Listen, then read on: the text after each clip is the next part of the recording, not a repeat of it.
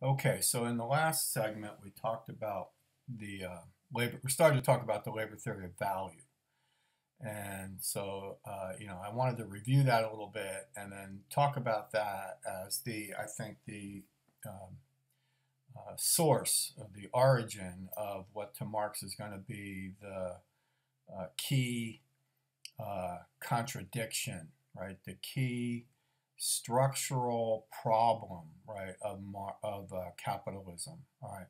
So first of all, it's called the labor theory of value. Now, why is it called the labor theory of value? Well, because Marx argues that all value, regardless of what mode of production we're talking about, all value is actually created by the direct producers, right? The people that actually do the work. So under a slave society, value, right, is created by slaves and it is appropriated, right, by masters. The slaves don't control it. It is appropriated by the masters and accumulated by them as wealth. Serfdom or feudalism is the same way. So the serfs are the ones, the direct producers are the ones that actually create value. It is appropriated, right, by the class of landlords. And the same thing goes for capitalism, right? Workers produce value in the course of their work. They're the ones that take, for example, raw materials and convert them into actual things of use value, and then within a capitalist society, actual things of exchange value, right? So the workers are the ones that produce the value. The value is not controlled by them, though. It is appropriated, right, by the capitalist class, and it comes back to them in the form of profit, right, in the form of wealth. So we had this idea of the key, right, to understanding class in any society is, how do I get you to work for me and not for yourself, right? How do I get you to work for me and not for yourself? Well, under slavery and under feudalism, those are systems of coercion. Those are systems of forced, they're compulsory labor, forms of labor. But as we said, in a capitalist system, wage labor is legally free, right? So how do I get you to work for me and not for yourself? Through the wage labor system, okay? Through the wage labor system, because you're not free from need. And so you must, as a worker, turn, right, to the wage labor system to make a living, right? Sell your labor power to the capitalist in exchange for a wage. So out of that relationship, the workers are going to produce surplus value, right? Remember that. So the workers in this wage labor relationship are producing surplus value. The surplus value then gets sold, right? It enters the market. It enters what Marx would call the process of the circulation of commodities. So it enters the market and it gets sold. And once it gets sold, that surplus value now returns to the capitalist, right? In the form of profit. Okay. Everybody good? So that's about where we were. All right, now here's the deal. This is the main, excuse me, this is the main contradiction, the source of the main contradiction in a capitalist society, according to Marx. Because here's the problem, okay? Workers do not, the working class, we got to think about it this way, right? Within this whole system of wage labor, the working class does not receive a wage that is equivalent to the total value that they produce. Okay? The working class does not receive a wage equivalent to the total value that they produce.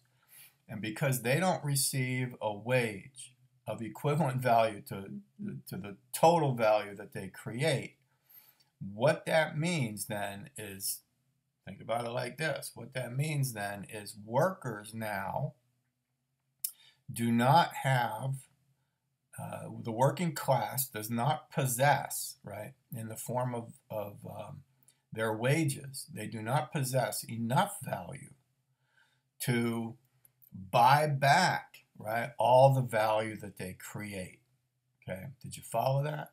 So workers don't get paid. They don't receive in their wage a wage of equivalent value to the total value of all the value that they create every day in the factories, right? And because they don't receive a value equivalent to the total value that they create, that means that they can't buy back everything that they produce. Okay? All right? So what does that mean? That means that the system, right, capitalism, gets, if I could put it this way, it gets clogged up, right? It gets clogged up with surplus value. Marx would say it gets clogged up with surplus value that goes unrealized. This is unrealized surplus value, right? Because now it's just sitting there and it can't be bought back. Okay? And so this is one of the reasons why capitalism has a tendency toward cyclical crises, right? It goes through these periods of, enormous, economic expansion, and then it goes through these bust cycles, and it goes through these downturns, these depressions, And the reason for that is because you get what Marx called, here you go, the crisis of overproduction. Capitalism has built into it a tendency to lead to a crisis of overproduction. Okay. Why? Because there's also a tendency for the rate of profit to fall. Okay. Not that profits fall, but the rate of profit falls. Okay. And that's indicative of this crisis of overproduction. The more competitive, right, capitalism is, and this is going to be one of the reasons why capitalism is a competitive system, is because there's only a certain amount, right, of, I'm going to put it like this, there's only a certain amount of like buying power out there, right? And so capitalists are in competition with each other to get their commodities to market first. It's like they're in a race, right? So, and the more capitals you have, right, the more like say companies you have, the higher the level of competition. And they're all fighting over this limited buying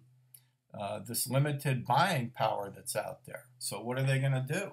Well, one thing they're going to have to do, maybe, is the more competition there is, they're going to have to lower their. Let's keep it real simple. They're going to have to lower their prices. So maybe they come and again, very simple example. Let's say they come to the market, right? The capitalist comes to the market with $100 worth of surplus value that the workers have produced. And the workers don't have enough to buy it all back. So what do they got to do? They got to lower their price. So let's say now instead of being able to get $100 back, right, for that surplus value, they can only get $80, all right? So Marx would say that would mean that there's $20 worth of surplus value that goes unrealized. That's what we mean by this tendency for the rate of profit to fall. Okay, everybody got that? So that is the main contradiction of capitalism. So now, what Marx is really thinking about, right, are what are the limits, right, of capitalism? How long can capitalism do this? How long can it go on as a system before it, like modes of production, before it collapses, before it falls apart, right, as a consequence of this contradiction? The way that there was actually a Marxian geographer named David Harvey who talked about the limits of capital, right? What are the limits of capital? How long can we do this? Now, Marx, one of the things that Marx said about any mode of production is that the mode of production continues until all of the potential of its ability to be productive, right, is reached. And once it reaches that limit, it has to now give way to something else. Okay, so as long as capitalism, according to Marx, as long as capitalism can resolve the contradictions that arise within it, as long as it can resolve those contradictions within the context of capitalism, then capitalism gets, here you go, reproduced, okay? Right? So what does capital do? What is the response, right, to this crisis of overproduction, the thing that Marx actually in the Communist Manifesto called the epidemic of overproduction, okay? The capitalism leads to this epidemic of overproduction. All right, so what can it do, right? Again, within the context of capitalism. Well, one thing it can do is it can, the way Marx would put this, is it can revolutionize the means of production. It can revolutionize the means of production. So what does revolutionizing the means of production mean? Well, it means introducing refinements of the technical division of labor. In other words, like establishing things like assembly lines. So in other words, these are like technological solutions to this crisis of overproduction. Cheapen production, right? And so that capitalists can actually get their surplus value to the market faster, okay? And they can produce more of it, right? And outcompete their competitors, all right? Everybody understand that? Okay. So we have mechanization of production, right? We have, like I said, refinements of what we might call the technical division of labor, taking a job and breaking it down into its constituent little processes, and that also has the consequence of cheapening wages, right? Because it simplifies work, and capitalists can save on their wage bill. Okay, that's only like a temporary measure, right? Because you cheapen the product, but you also cheapen the labor, and therefore the wages go down, and now you're back at the same problem you started with, is that there's not enough buying power out there to reabsorb all that surplus value. In fact, remember I mentioned David Harvey before. He said that one of the biggest problems of capitalism is the problem of being able to reabsorb surplus value, okay? So that's one solution. What's another solution? Well, Marx talked about how capitalism also has built into it, in response to this crisis of overproduction, has built into it what do I want to call it? The centralization or the concentration of capital, okay? The centralization or the concentration of capitals. Now that basically is the movement toward monopoly, right? Toward monopolization or oligopoly. That's probably a better word. That's a word that gets thrown around. Oligopoly, which means rule by a few, right? So the market becomes dominated by fewer and fewer capitals, right? So as that's happening, as these big trusts and these big monopolies are being formed, and now instead of a market where maybe you had 50 producers in competition with each other, now you're going to have a market dominated by a small handful, right, of companies. You're going to think about like the United States Steel Corporation, right? At one time, the United States Steel Corporation controlled like 80% of all the steel production in the United States. Now, what that does is it enables it enables capital, instead of having to settle for prices, now it can set prices, right? It can be a price maker instead of a price taker. So, if we're the only game in town, right? If a company is the only game in town, they can basically set whatever price they want, right? So, maybe now we come to the market with that $100 worth of surplus value, and because you have to turn to us to buy it, we're not really in competition with anybody anymore, we can charge $120 maybe for that same $100 worth of value, and that's going to mean that we're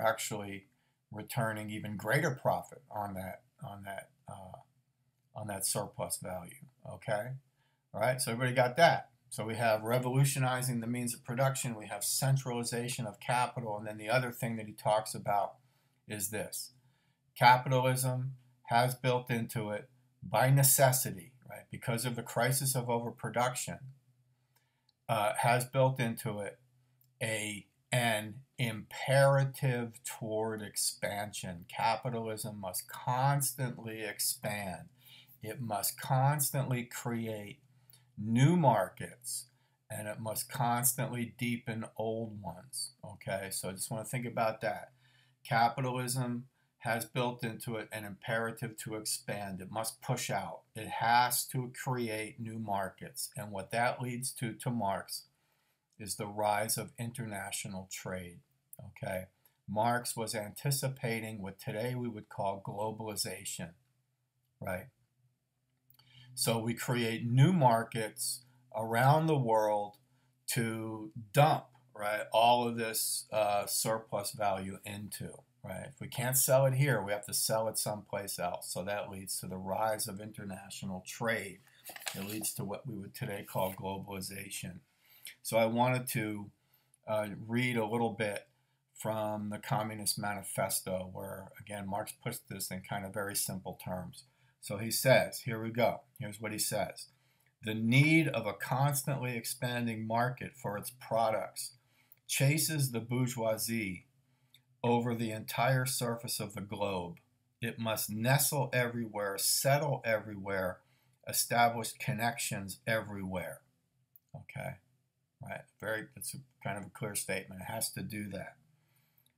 And then he says, the bourgeoisie has, through its exploitation of the world market, given a cosmopolitan character to production and consumption in every country.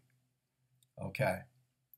We have intercourse in every direction, universal interdependence of nations. There's globalization, right? Let's see, what else do I want to read here?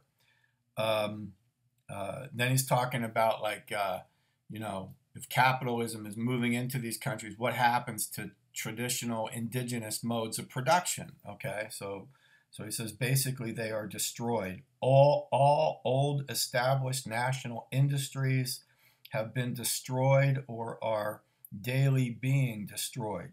They are dislodged by new industries whose introduction becomes a life and death question for all civilized nations, by industries that no longer work up indigenous raw material, but raw material drawn from the remotest zones, industries whose products are consumed not only at home, but in every quarter of the globe.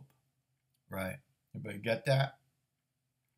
And then he says this, the bourgeoisie, by the rapid improvement of all instruments of production, okay, like mechanization, the rise of the assembly line, and so on, right? The bourgeoisie, by the rapid improvement of all instruments of production, by the immensely facilitated means of communication, draws all, even the most barbarian nations, into civilization, right?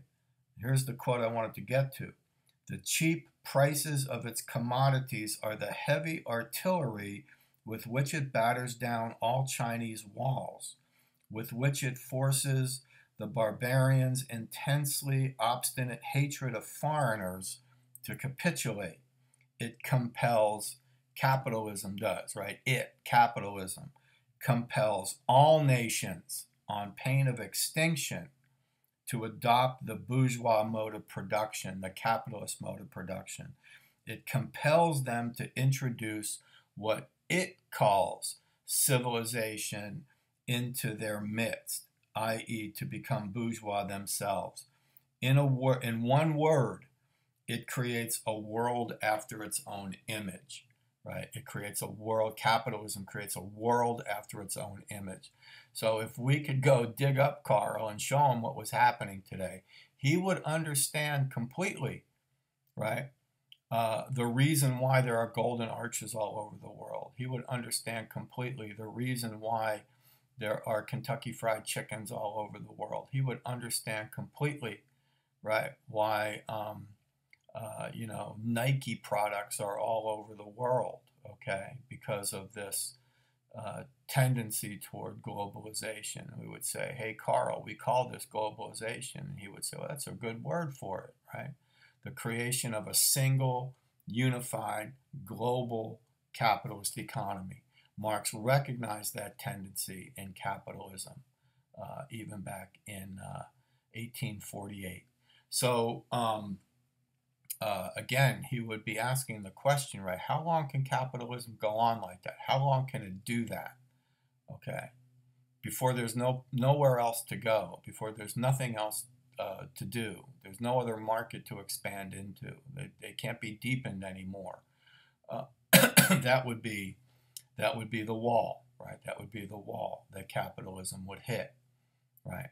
So to me, right, the primary contradiction of capitalism, its fundamental structural weakness, according to Marx anyway, right, its fundamental structural weakness, according to Marx, rests on the logic of surplus value, that workers simply can't buy back everything that they produce in the factories, okay?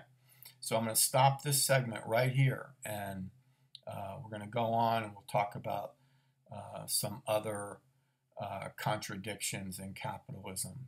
Primarily, we've got to talk about class, right? The class divisions of capitalism. And so we'll see you on the other side. All right? Take care.